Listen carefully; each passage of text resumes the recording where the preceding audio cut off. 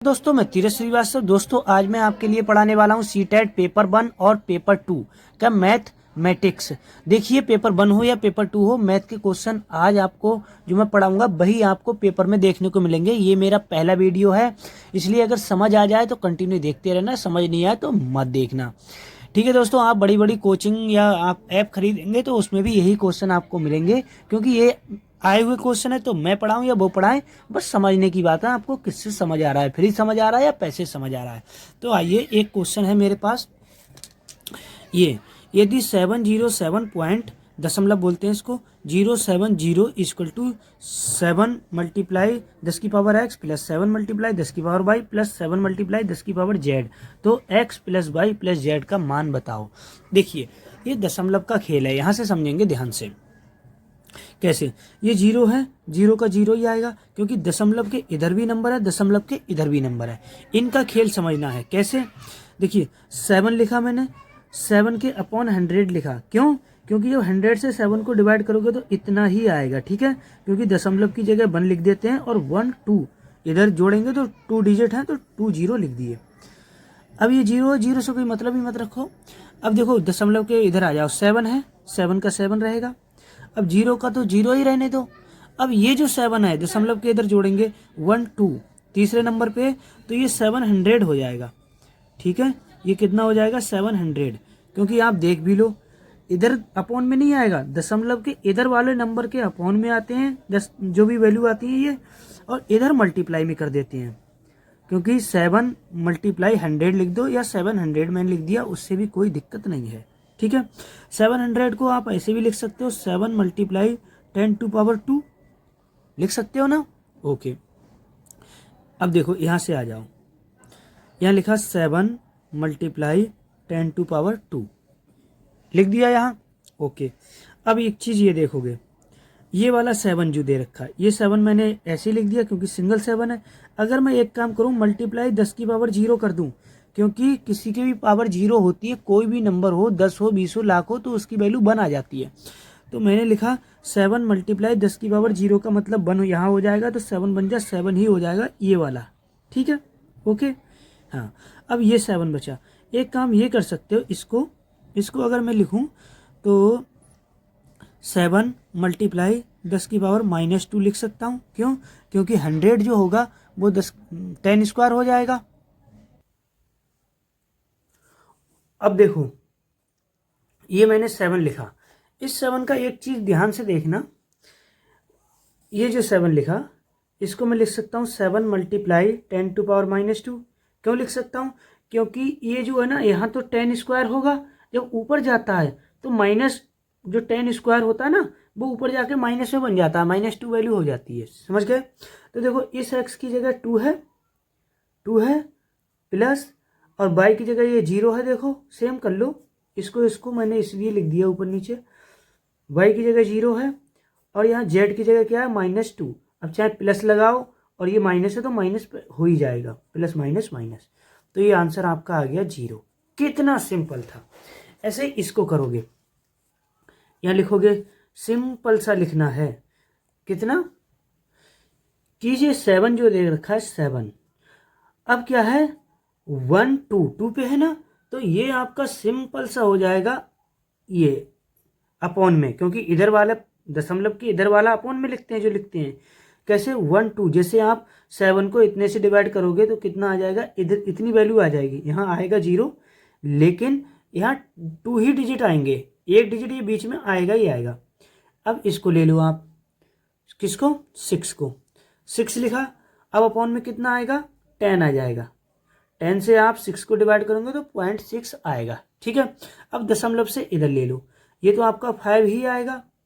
इसको जब आप करोगे 4, दशमलव के बाद इधर एक ही नंबर है, तो यहाँ 10 से मल्टीप्लाई हो जाएगी, तो ये हो जाएगा 0। एक है तो एक 0 आगे लग जाएगा, ऐसे समझ लो। ठीक है, अब इधर कितने हैं? 2 हैं, तो 2 0 आगे लग जाएंगे। समझ गए? अब इसको हम कितना लिख सकते हैं? 300 को हम ऐसे लिख सकते हैं, 3 मल्टीप्लाई 100 हो जाएगा। 40 को हम क्या लिख सकते हैं? 4 मल्टीप्लाई 10 लिख सकते हैं ना। हाँ, अब हम इसको इतना ही रहने दो, और अब इसको समझ लीजिए आगे। 3a कितना है हमारा, सिंपल सा 100 है, तो हमारा 3a इक्वल टू कितना है, 3 मल्टीप्लाई 100 है। ए की वैल्यू यहाँ से कितनी आ गई आपकी, ए की वैल्यू कितनी आ गई यहाँ से, सिंपल सी बात है, ए की वैल्यू आपकी 100 आ रही है, समझ गए। हाँ, और अब आ जाओ आप 4b, 4b की जगह कितना है हमारा, 4 मल्टीप्लाई 10 है, तो b की जगह कितना आ जाएगा वैल्यू हमारा, 10 आ जाएगा। ये बिल्कुल सही, समझ आ रहा है। ब्राइटनेस ज़्यादा तेज हो रही है, थोड़ी कम कर दे रहा हूँ। चलो अब क्या है, सी, 5c की जगह कितना, सिर्फ 5 है, तो c की वैल्यू कितनी हो जाएगी आपकी, c की वैल्यू 1 हो जाएगी सिंपल, क्योंकि यहाँ 1 रखोगे तभी तो 5 का 5 आ जाएगा। ओके, ए बी सी हो गया। अब आ जाओ डी, 6/d है, और यहाँ कितना 6/10 है, तो डी की जगह कितना 10 है, तो 10 हो जाएगा। ठीक है, अब आ जाओ 7e, कितना है हमारा, 7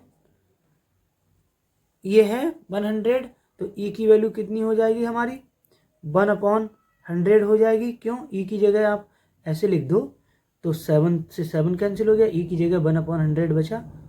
ये हमारा क्वेश्चन हो जाएंगे, समझ आ गया होगा, बहुत ही जबरदस्त क्वेश्चन थे। अब आ जाओ इस पे, ये थोड़ा लॉन्ग क्वेश्चन है लेकिन बहुत गहराई से समझना। कैसे, ये 5 है, 5 के अपॉन में कितना आ जाएगा, 1 2 3, इसको भी जोड़ लो। अच्छा, ऐसे आपको लगेगा कि ये 3 पे आ रहा है, समझ लीजिए कि हमारा अगर मैं 1000 लिखूंगा तो जब 3000 से 5 को डिवाइड करूंगा तो पॉइंट दशमलव यहाँ आएगा। ऐसे कर सकते हो या ऐसे कर लो, 1 2 3 ये आ जाएगा, या सीधे 1 2 3, जो भी करना है कर लीजिए, आप समझना चाहिए आपको। अब देखो, इसको मैं लिख सकता हूँ, चाहे अभी रहने दो। अभी देखो 4 है, 4 के अपॉन में कितना आ जाएगा, 1 2 मतलब 100 आ जाएगा, 2 वो आ जाएंगे, और 3 वाले में कितने आ जाएंगे, 3/, सीधे सिंपल सी आपको दिख रहा होगा कि 10 आ जाएगा, समझ गए, 10 आ जाएगा। हाँ, अब यहाँ से आ जाओ, ये तो सिर्फ 5 ही रहेगा, ये 0 है, 0 का 0 ही रहने दो, ये 6 है, तो 1 2 मतलब 600 आ जाएगा, सिंपल सी बात है ना। ओके, अब हाँ, अब यहाँ एक चीज़ ये देखना है, इस 600 को हम ऐसे भी लिख सकते हैं, 6 मल्टीप्लाई 100 लिख सकते हैं, और इतना ही समझ लीजिए, आ जाएगा समझ। तो 6a इक्वल टू कितना आया, 6 मल्टीप्लाई 100, यहाँ देखो 6 मल्टीप्लाई 100 आया है, तो 6 से 6 कैंसिल होगा, तो a इक्वल टू क्या बचेगा हमारा, 100 बचेगा। यहाँ तक आ गया होगा समझ में आपको। ओके, अब 5b, एक मिनट, 5/b है ये, इसको कैंसिल करो, 5/b, ये जो आया है ना 5/b, ये हमारा 5 कौन सा आया, ए वाला 5 आया है, इसको ध्यान देना, ए वाला जो हमारे पास 5 आया है, ये आया ए वाला 5। तो b की वैल्यू सिंपल सी है, इसके नीचे 1 लिख सकते हो, तो b की वैल्यू सिंपल है, 1 आ गई हमारी, समझ गए। ठीक है, अब आ जाओ 3c, ये वाला 3c का मतलब ये 3/10, तो c की वैल्यू हमारी कितनी आ गई, 1/10 आ गई। यहाँ से अगर मल्टीप्लाई 1 कर दोगे तो 3 से 3 कैंसिल हो जाएगा, c इक्वल टू 1/10 बचेगा, तो ये वैल्यू कितनी आ जाएगी, c की वैल्यू 1/10 आ जाएगी। अब 5e कौन सा आया है हमारा, अभी 4d रह गया है, 4/d रह गया है, 5/e वाला है, तो 5/e वाला, अभी 4/d जो है वो उसको अभी कर लूँगा, पहले मैंने 5/e लिख दिया।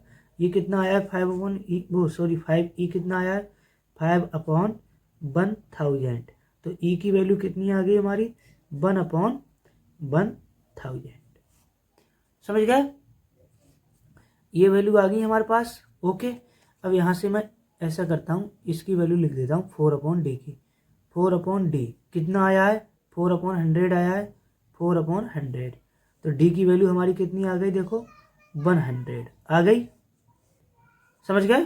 ठीक है, अब इनको ऐड कर देते हैं।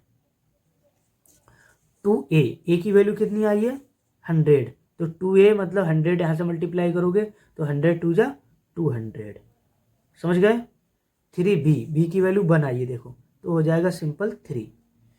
4/c, सी की वैल्यू कितनी आई है हमारी, सी का 1/10। देखो यहाँ मैं जब 1/10 लिखूंगा, जैसे मैं यहाँ लिख के बता दे रहा हूँ, 4/1/10 लिखा, ये 10 जो होगा वो ऊपर चला जाएगा तो 40 हो जाता है, 40। 5d, डी कितना है हमारा, डी 100 आया है, तो 100 और 5 की करोगे तो 500 हो जाएगा, समझ गए?